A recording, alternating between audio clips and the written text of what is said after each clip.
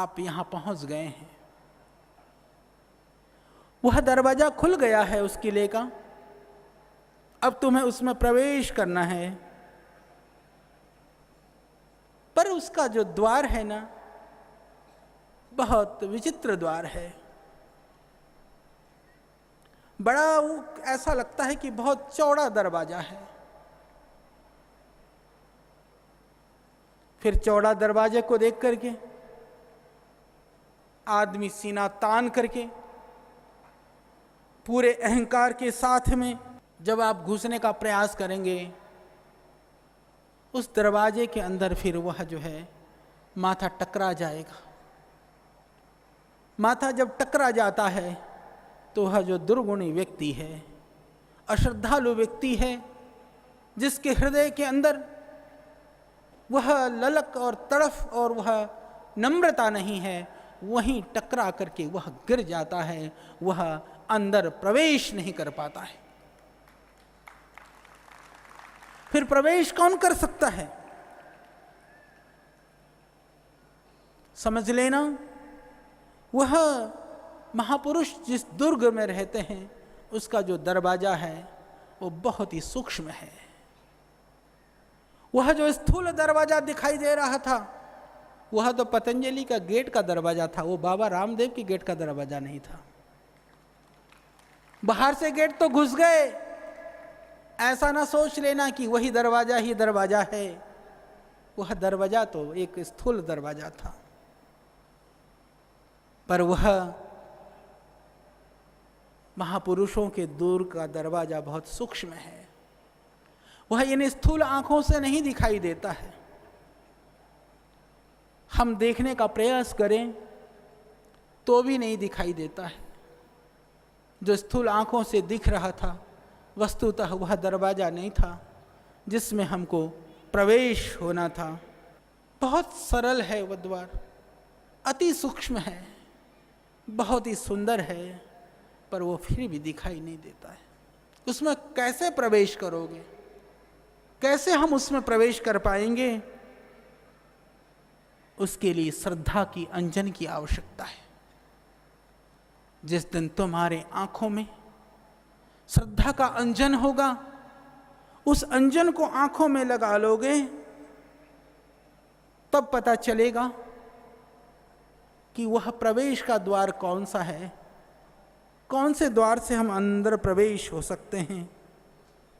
तो वस्तुतः उस श्रद्धा के अंजन से दिखाई देता है प्रवेश का द्वार तो विनय है। विनयशीलता जिस दिन हमारे अंदर आ जाए, श्रद्धा हमारे अंदर आ जाए, तो वह द्वार हमारे लिए खुल जाता है। उस श्रद्धा से, उस विनयशीलता से हमको उस द्वार के अंदर प्रविष्ट हो जाना है।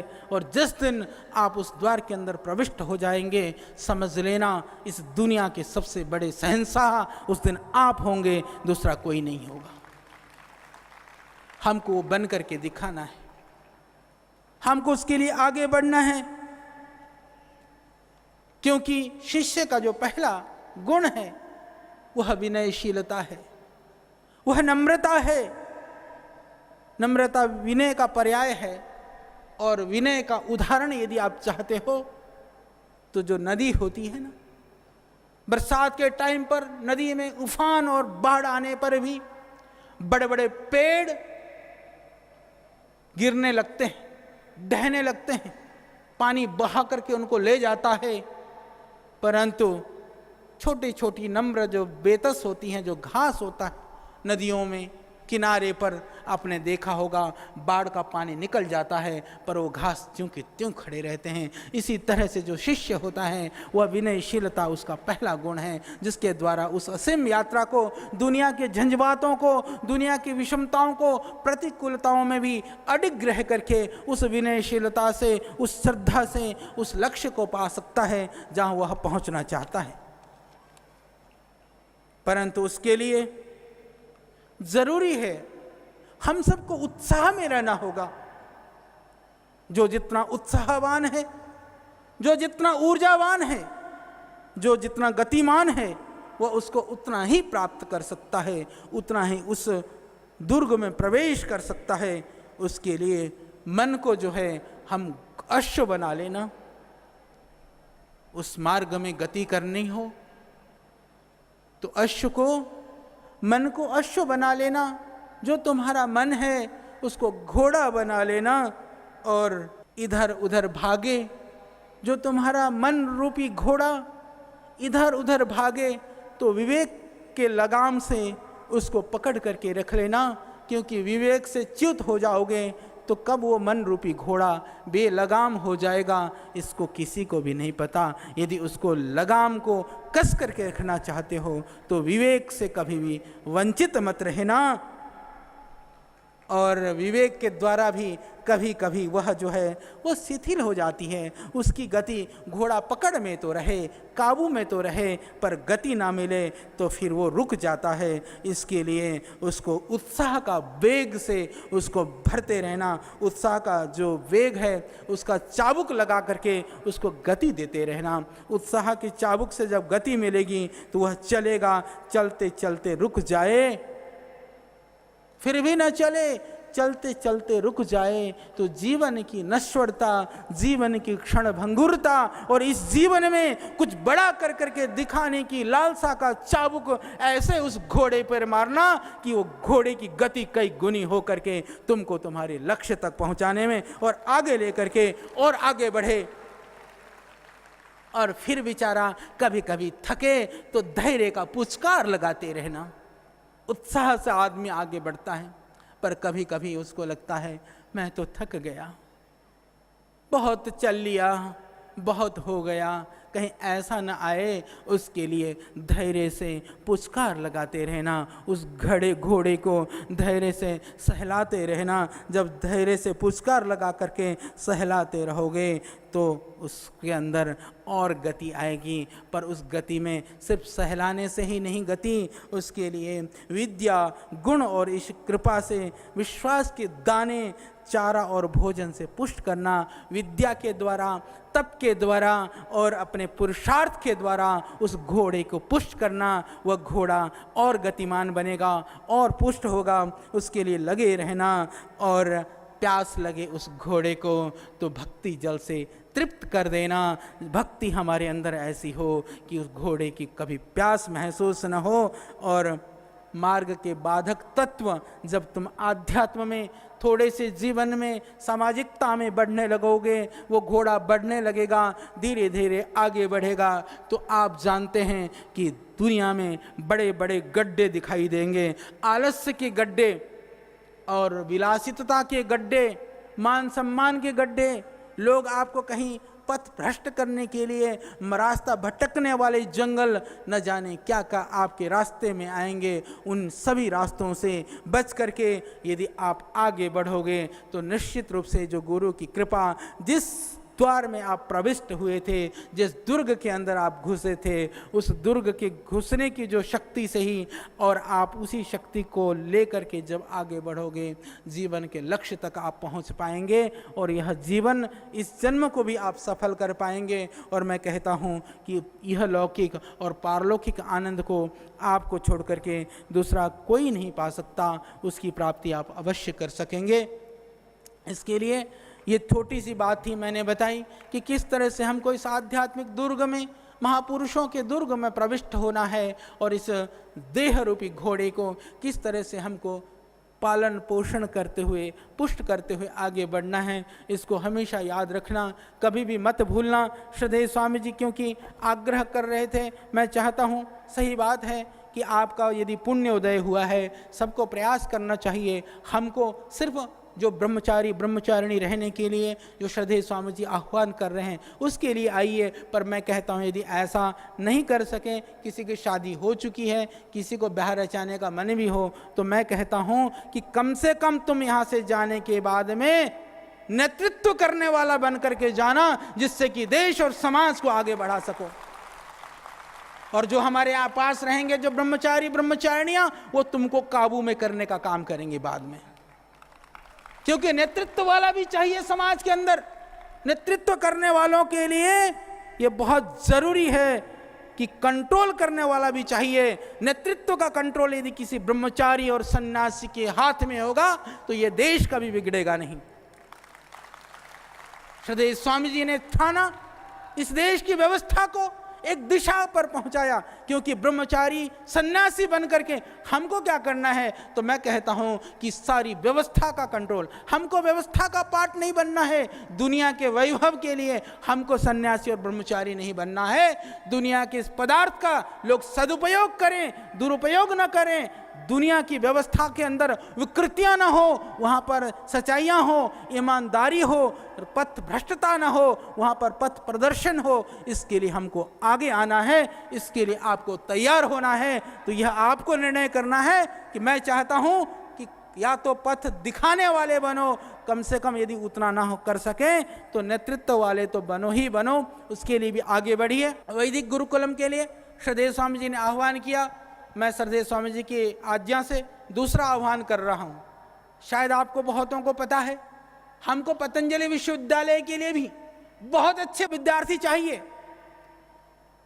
पतंजलि विश्वविद्यालय के अंदर 1 साल का डिप्लोमा होता है, पीजी डिप्लोमा, पर्यटन के ऊपर, योग के ऊपर, बीए, एमए, एमएससी, पीएचडी, सारी डिग्री कोर्सेज होती हैं, जिनके अंदर संस्कृति के प्रति, राष्ट्र के प्रति, जितने बच्चों ने यहाँ पर परीक्षाएं दी हैं, बहुतों को जीवन निर्वहन के लिए बहुत कार्यों में, नौकरियों में, अन्यत्र चीज़ों में भी लग गए हैं।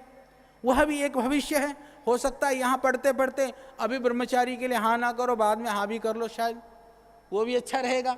तो इसीलिए, और घर वालों को डरने की बात भी नहीं, क्योंकि उधर से डिग्री मिलेगी, इधर वैदिक वालों में कोई डिग्री नहीं देने वाले। श्रद्धेय स्वामी जी व्याकरण आचार्य, दर्शन आचार्य, सब आचार्य बना देंगे, पर वो आपके आध्यात्मिक जीवन की उन्नति के लिए, वो दुनिया में जाकर नौकरी के लिए नहीं होगी।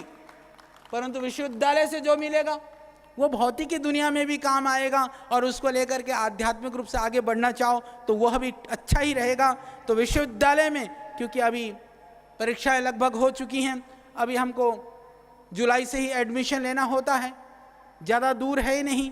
जो +2 कर चुके हैं, +2 वाले बीए में एडमिशन ले सकते हैं, जिन्होंने बीए किया है वो एमए में ले सकते हैं।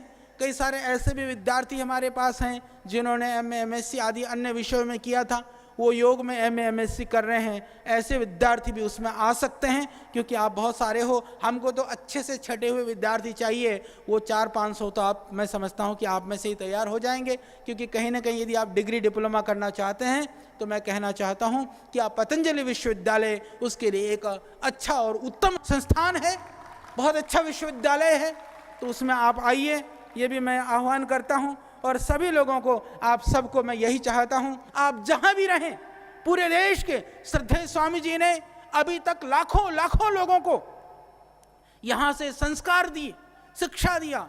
यहां से श्रद्धेय स्वामी जी ने योग सिखाया, राष्ट्रभक्ति की, देशभक्ति की बात बताई। पर आपको हमने किसी को भी कभी ये पूछा आप कौन सी जाति के हो, कौन से धर्म के हो, किस प्रांत के हो, किस एरिया से हो, किन समुदाय से आप बिलोंग करते हो? हमने कभी नहीं पूछा, क्योंकि हमारा एक ही नारा है कि राष्ट्रभक्ति, देशभक्ति, देश के लिए जीना मरना, संस्कृति के लिए जीना, यही पतंजलि का एक अभियान है, यही उद्घोष है। हम सब चाहते हैं कि उसी भावना से सारा देश जिए।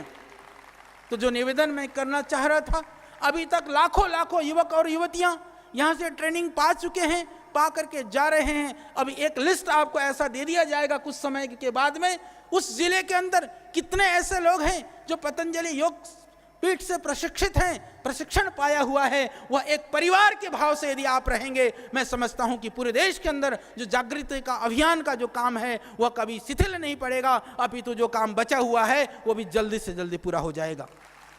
तो आप जहां भी रहें, ऐसा नहीं कि अभी आए मुझको अच्छा लगा, कल मैं क्योंकि लेह में था, वहाँ ठंड में था, कल ही रात को आया हूँ, दिल्ली एयरपोर्ट पर पहुँचा तो मेरा एक भाई, बहुत सारे लोग श्रद्धा करते हैं, भावना करते हैं, तो मेरा थैला उठाने लगा। वो एयरपोर्ट में अधिकारी सा दिख रहा था मुझे। मैंने कहा भैया तुम तो अधिकारी से दिखते हो, उठा क्यों रहे थैला? बोले गुरुजी आपको पता नहीं है, मैं तो आपके यहाँ शिविर अटेंड करके आया था, पिछली बार युवा शिविर में मैं वहीं था। तो आप में से भी बहुत सारे ऐसे भाई हैं जो विविध क्षेत्रों में काम कर रहे हैं। विविध क्षेत्रों में आप जाएंगे, जीवन में भगवान करें आप बहुत उन्नति को प्राप्त करें, समृद्धि को प्राप्त करें। परंतु एक संस्था के मूल मातृ संस्था की जो मातृभावना है, उस भावना से आपको विमुख नहीं होना है। जिस उद्देश्य के लिए, जिस भावना के लिए श्रद्धेय स्वामी जी ने आपको यहाँ आह्वान किया है, वो श्रद्धेय स्वामी जी का मिशन नहीं है, वो श्रद्धेय स्वामी जी का अभियान नहीं है। वो मिशन और अभियान वो हमारा है और हमारा बना रहे, यह जरूरी है। तो इसके लिए आप हमेशा तैयार रहिए। और इतने लोग हो जाएंगे जब लाखों लाखों लोग इस देश के अंदर एक दूसरे को अपने परिवार के रूप में देखेंगे, एक दूसरे को अपने भाई के रूप में, अपने माँ बहन बेटी के रूप में, हम अपने पारिवारिक एक रिश्तों से डोर से बंधेंगे। पतंजलि योगपीठ का यह परिवार जितना देश के कोने कोने तक पहुंचेगा, उनकी एकात्मता, एक निष्ठा और गुरु आज्ञा के द्वारा जहां भी लगाएं, जिधर भी देखें, मैं कहता हूं कि ये पतंजलि की फौज जिधर भी निकल पड़ेगी, उधर की सारी बुराइयां और सारी विकृतियों को एक क्षण में दूर करने में सक्षम है। तो आप कहीं भी रहें, उस गुरु आज्ञा को, गुरु भावना को सिरधार्य करते हुए अपने दिल और मन और मस्तिष्क में हमेशा बना करके रखना। हमारी बहुत भावनाएं हैं, बहुत संवेदनाएं हैं, आपके अंदर भी वो भावनाएं संवेदनाएं होंगी। हम प्रत्येक व्यक्ति से व्यक्ति सह मिलना मुश्किल काम होता है, परंतु मैं आपसे एक निवेदन करता हूं कि आप ऐसा काम करना कि आपके कार्य की गूंज वह पतंजलि तक सुनाई पड़े। हम उसकी प्रतीक्षा करेंगे और हम आपके पास जरूर पहुंचेंगे। मैं श्रद्धेय स्वामी जी को हमेशा यही बात कहता हूं, जो शब्द की ध्वनि होती है उसकी सीमा, एक सीमा होती है, पर कर्म की जो ध्वनि होती है वो बहुत गहरी होती है। उसकी जो गूंज है वो दिगांतर और दुनिया तक सुनाई पड़ती है। आपको ऐसा बनना है कि जो आपकी कर्म की ध्वनि है वो ऐसी गुंजायमान हो जीवन के अंदर में, जहां भी आप हैं, जितने भी आप बैठे हो। मैं हमेशा एक बात को कहता हूं, पुनः उस बात को दोहरा देता हूं कि जब हमने कार्य प्रारंभ किया, ऐसी कोई चीज नहीं थी जो आज आपके पास नहीं है।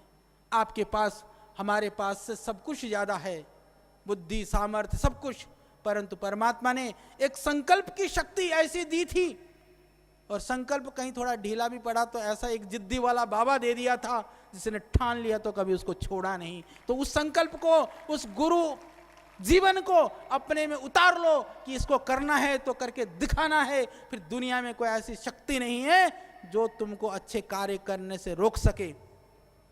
तो आपको ऐसे मित्र बन करके दिखाना है, ऐसे सखा और सहेलियां बन करके दिखाना है, ऐसे पुत्र और पुत्री बन करके दिखाना है, ऐसे समाज सुधारक और समाज में नेतृत्व करने वाला व्यक्ति बन करके दिखाना है। इसके लिए हमको अपने अंदर दिव्य गुणों को भरते हुए उन गुणों को दुनिया में, दुनिया के कोने कोने तक फैलाना है। तो हम यही प्रतीक्षा करेंगे कि आप ऐसा काम करो कि हम आपसे, अभी मैं गया था लेह में, वहां भी मुझको मिल गए, क्योंकि श्रद्धेय स्वामी जी के एक दो, अब कल्पना करिए, मैं सोच रहा था, वो भी मैं बता दूं, आप कितना ग्रहण कर पाते हैं ये तो आपके ऊपर निर्भर है, पर स्वामी जी का एक एक वाक्य कितना प्रभाव डालता है।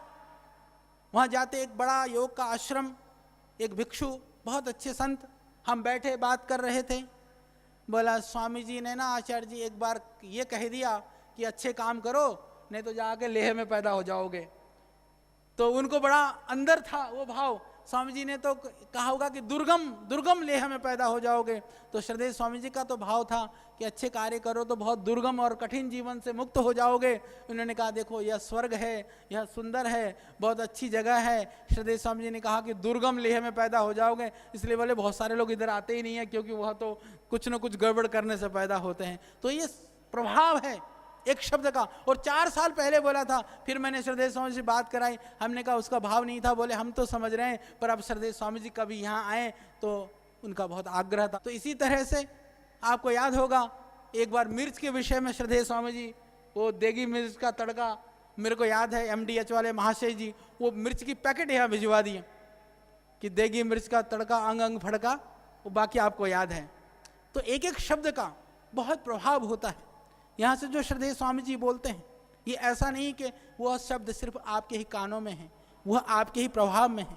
बहुत सारे लोग, लाखों लाखों भाई बहन इस देश में रहने वाले लोग उन शब्दों को जीवन में उतारते हैं, जीवन में देखते हैं। यहाँ पर श्रद्धेय स्वामी जी ने नेपाल आपदा के लिए ट्रक रवाना किया होगा, वहाँ पर सुबह देखा 3-4 साइंटिस्टों ने कहा आज पतंजलि ने इतना सामान वहाँ पर भिजवाया है, मुझको पता नहीं था। पर लोग देख रहे हैं, पूरी दुनिया देख रही है, सबको पता है। कोई आग्रह लेकर के उन चीज को ना देख पाए तो अलग बात है। अभी तक मैं यही कहना चाहता हूं कि हमको ऐसा कार्य करना है, ऐसा कर्म करना है कि हमारा शब्द भी वह हमारा कर्म में परिणित हो, जिससे कि सारी दुनिया हमारे शब्द की ध्वनि को कर्म के रूप में सुन पाए। आज श्रद्धेय स्वामी जी को पूरी दुनिया क्यों सुनती है? योग कराने वाले भी बहुत लोग हैं, पहले भी थे, प्रवचन और कथा करने वाले भी बहुत लोग हैं। मैं उनका सम्मान करता हूं, प्रणाम करता हूं, कोई नाराज ना हो जाए। पर एक बात कहना चाहता हूं, श्रद्धेय स्वामी जी आगे इसलिए पहुंचे क्योंकि उन्होंने इस शब्द की ध्वनि को कर्म की ध्वनि में परिणित कर दिया। तो आइए हम सब मिलकर के इस कर्म की ध्वनि को ऐसे गुंजायमान करें कि सारी धरती इस शब्द को सुन ले और दुनिया के भला और दुनिया का सुधार हम अच्छी तरह से कर सकें। तो बहुत बहुत मेरी शुभकामनाएं आप सबको। और मैंने कहा कि देखो, आपको तो काम आना ही है। एक भवन जो बनता है वो एक चीज़ से नहीं बना करता है। यह भवन तो बनाना है, उसका पार्ट भी आपको बनना है। ये आपको तय करना है कि उस भवन का कौन सा अंग, कौन सा पार्ट आप बनने वाले हो। नींव के पत्थर बनो, चाहे आप छत बनो, पिलर बनो, कॉलम बनो, दीवारें बनो, कहीं ना कहीं हमको लग करके इस देश को, संस्कृति रूपी भवन को, इस दिव्य भवन को हमको सुंदर बनाना है। आपका बहुत बहुत धन्यवाद और बहुत बहुत मेरी शुभकामनाएं।